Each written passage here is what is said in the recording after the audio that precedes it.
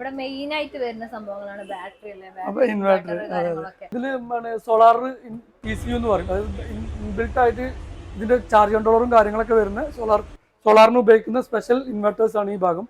ഇതൊക്കെ normal inverters ആണ്. ഏതൊക്കെ ബ്രാൻഡുള്ളത് അപ്പൊ? ഇത് നമുക്ക് iVolt, അതുപോലെ തന്നെ SPS പോലത്തെ ബ്രാൻഡുകളുണ്ട്. പിന്നെ UTL. നിങ്ങൾ 3 ക്വാളിറ്റിയിലാണ് വർക്ക് എടുക്കണമെന്ന് പറഞ്ഞു അതെ പ്രൊജക്ട്. അതെ അതെ അതെ നമുക്കൊരു ബഡ്ജറ്റ് ഫ്രണ്ട്ലി ആയിട്ടുള്ള അതെ അതെ.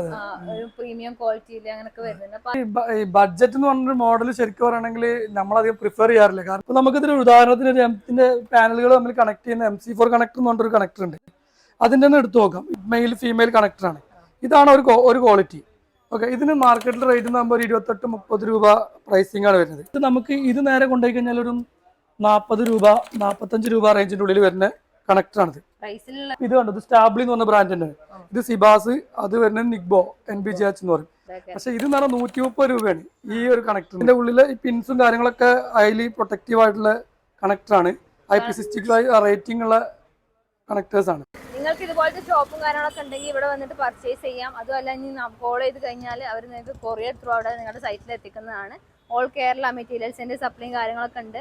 On grid and off grid ആവട്ടെ, അല്ലെങ്കിൽ ഹൈബ്രിഡ് ആവട്ടെ, ഏതും ആവട്ടെ, നിങ്ങൾക്ക് സെറ്റ് ചെയ്യാൻ ആഗ്രഹിക്കുന്നുണ്ടെങ്കിൽ ഒരു നമ്പറുമായിട്ട് കോൺടാക്ട് ചെയ്യാം. വലിയ എല്ലാ പ്രൊജക്റ്റും കാര്യങ്ങളൊക്കെ എടുക്കുന്നുണ്ട്.